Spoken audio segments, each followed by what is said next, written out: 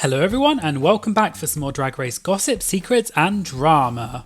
So I'm back for another Roscoe's recap, and this viewing party was for All Stars 8 episode 7. And the guests were Brooke Lynn Hytes from season 11 and judge of Canada's Drag Race, as well as Bibi Sahara Benet from season 1 and All Stars 3. If you'd like to watch the full viewing party on Roscoe's channel, I'll put a link in the description. Today we're going to be talking about why Brooke Lynn Hytes thought about quitting season 11, some drama between Alexis Michelle and Luxe Noir London on Twitter, and some backstage drama about Kahanna Montrese on season 11. All that and more coming up in today's video, so let's get started.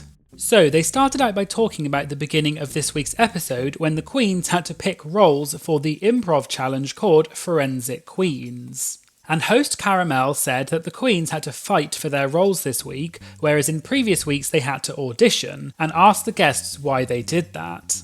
And Brooke Lynn said it makes for better drama when the queens have to fight over their roles. And as you may remember from the episode, Alexis Michelle and Kandy Muse wanted the same role and they started having an argument about it. Alexis then started crying and Kandy ended up walking away and said that she had had enough of the dramatics. However, just as some additional information in case you don't know, after the episode aired, the official RuPaul's Drag Race Twitter account posted a clip of that moment. And season 15 contestant Luxe Noir London retweeted that clip and said, #IStandWithKandy Muse. Alexis then commented on the post and said, "Lux, this is not the tweet. My tears weren't about picking roles. There was a lot going on in my head and that's not on Kandy, but please be a sister." And Lux replied saying, "Work." However, Alexis's tweet has since been deleted. But then, fellow season 15 contestant Mistress Isabel Brooks tweeted and seemed to make a joke about this by copying Alexis's deleted tweet, but just switched out the name. Anyway, back to Roscoe's, and Caramel wondered whether the other queens knew that Alexis and Kandy were going to start having an argument because they started smirking as soon as Alexis and Kandy started talking. And Brooke Lynn made the point that Jimbo is always so chilled when she's out of drag, which is weird because when she's in drag, her style is really over the top and crazy. The host then asked the guests what they thought of the improv and acting challenges, and Bibi said, quote, "I love Drag Race of course, but I just have an issue with many acting challenges." Bibi went on to explain that although she knows that Drag Race is a TV show, she thinks that there is too much focus on acting and that drag queens should be able to express many other facets of their talent apart from acting the fool. And Bibi then said, quote, "How many times do any of us come up to the club and act?" Host Batty Davis then said, quote, "Every time, you're acting right now," and Brooke Lynn said something similar, but Bibi disagreed. And I'd like to take a moment to say thank you to the sponsor of this video, Surfshark. Surfshark is a leading VPN provider and their software allows you to switch your online location with just the click of a button. With Surfshark you can effortlessly switch your online location and take advantage of watching content in other countries, such as several seasons of Drag Race on Netflix UK. Using a VPN like Surfshark is also a great way to protect yourself online by encrypting your data and keeping it safe. And what's more, if you use my code DRAGT and purchase a 24-month plan, you'll get an extra 3 months for free, which is a great deal. Just scan the QR code on the screen or click the link in the description and in the pinned comment. Thanks again to Surfshark for sponsoring this video. They then got to the moment in the episode when RuPaul came into the workroom to give the queens a pep talk because Kahanna had said she wanted to leave because she was feeling bad about the challenge, and also Alexis and Kandy had had a heated argument earlier in the episode. Batty Davis asked whether Heidi in Closet might have stayed in the competition if RuPaul had done something like that on the episode when Heidi left. Brooke Lynn said that Heidi probably would have stayed if RuPaul had done that, and Brooke Lynn also said that she loves when RuPaul, quote, pops off. And Brooke Lynn thought what RuPaul said was really beautiful and empowering, and you don't want to throw away a big opportunity just because you're having a bad day. Caramel asked Brooke Lynn if she had ever had a moment like that with RuPaul when Brooke Lynn was preparing to be a judge on Canada's Drag Race. And Brooke Lynn said that she never spoke to RuPaul about it. However, when Brooke Lynn came to be a lip sync assassin on All Stars 6, RuPaul said that Brooke Lynn was doing a really good job on Canada's Drag Race, but that moment didn't make it to the air. They then talked about hiding closet leaving All Stars 8 a few episodes ago, and Caramel asked if Brooke Lynn would have done the same thing, or would she have stuck it out and decided to stay in the competition. Brooke Lynn said that, quote, "It's very intense and they keep pushing you, and the longer you're, quote, running on empty, the harder it gets." But Brooke Lynn said she probably would think about it, but she wouldn't act on it. But then Brooke Lynn said, quote, "I did actually think about it." Brooke Lynn was asked what moment that was, and Brooke Lynn said that it was the finale episode, so it's assumed that she was referring to the finale of season 11. Brooke Lynn explained and said, quote, "We were on stage getting critiques and, in my mind, I thought, what if I just walked off right now? I was just so tired and exhausted. It had been really fun, but by the time it got to that point, I didn't know if I had anything left." But then Brooke Lynn said she's thankful that she did not do that and that she pushed through. They then got to the runway for this week, which was Miss Fill in the Blank. And they said that they really liked Kahanna Montrese's look, but it didn't really give busted showgirl because it looked too polished.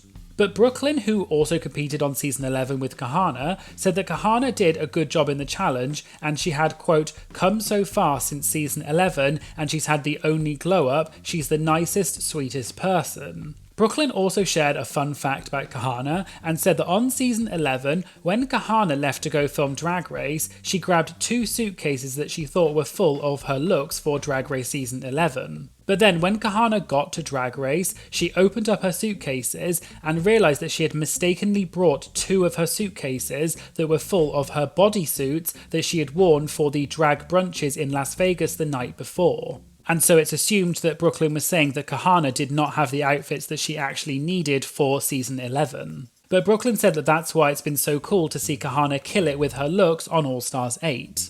They then got to the part of the episode where Lala Ree won and Kahanna and Alexis were in the bottom 2. And Caramel asked the guests how they would pick who to send home and would they base it on track record or would they send home their biggest competitor. Brooke Lynn said, quote, "I think it should go on taking out your strongest competition, but I think right now there's so much backlash from the fans, and that makes it hard for you to be there and to play the game and be a little bit vicious." Caramel then asked Brooke Lynn whether she thought every entertainer, when they have to choose a lipstick, is always thinking about the perception of the audience, and Brooke Lynn said, quote, "Oh, absolutely." They then talked about the runways on Drag Race in general and whether it affects a queen's placement for that week or whether it's just based on the challenge performance. BB said, quote, "I feel like the runway is a mixed thing for me." And BB said she thinks that nowadays a lot of the girls go on Drag Race and they have got designers to create not only the outfits but the concepts for the outfits as well. So the queens themselves sometimes do not have any creative input on their looks, which is why we should not base everything on the runway.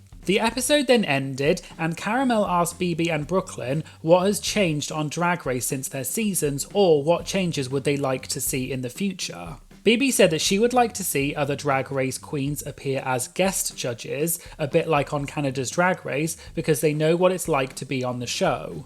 And Brooke Lynn agreed and said she also thought it would be great to have some drag legends who have not been on Drag Race, such as Sherry Vine, Jackie Beat and Hot Chocolate.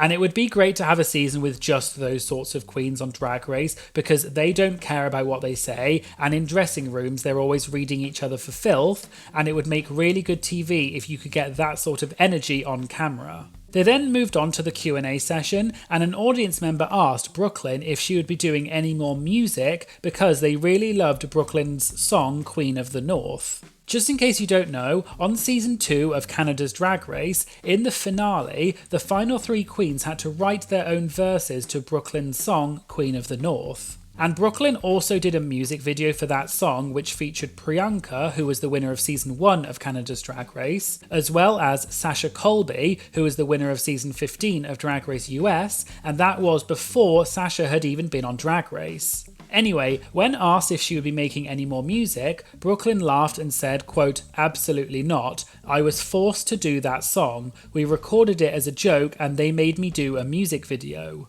Brooke Lynn also said that when she was doing press to promote the song, she would say things like, quote, "I didn't want to do it, buy it if you want, but I don't even think it's good."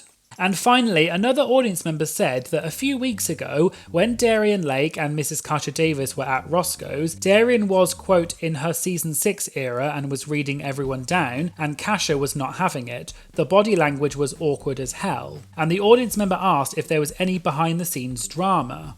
Caramel joked and said that Batty Davis had a big wig on that week and she couldn't see past the wig, but then she said that it seemed like it was a great night from her perspective. Batty also said she didn't see any shade and they had a really good time with Darienne and Kasha backstage, but Batty said that sometimes when the queens have to watch the episodes that they're in and they know the outcome, they have to play the game and not spill the outcome. And Batty said they got a lot of comments on the video asking if Darienne is always that erratic, and Batty said that that's just what Darienne is always like and she's always crazy and fun. Caramel also added that Darienne was drinking and having fun, whereas Mrs. Kasha Davis is sober now, so she wasn't drinking, which meant that Kasha was probably a little bit more, quote, in the moment and was listening more intently to what the queens were saying.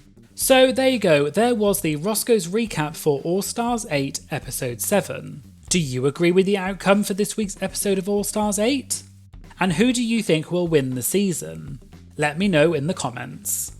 And thank you again to Surfshark for sponsoring this video, and just as a reminder that if you use my code DRAGT and purchase a 24-month plan, you'll get an extra 3 months for free. Just scan the QR code on screen or click the link in the description and in the pinned comment.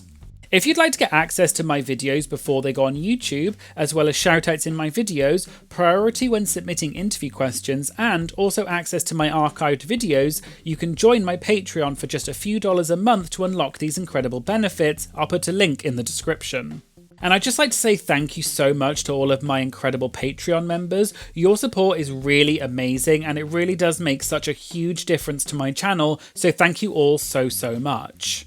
Please make sure you like, comment and share this video as it really helps support my channel. And of course, please make sure you hit the subscribe button to stay up to date about new uploads. Thanks for watching and I hope you'll join me again in future videos. Thank you, bye!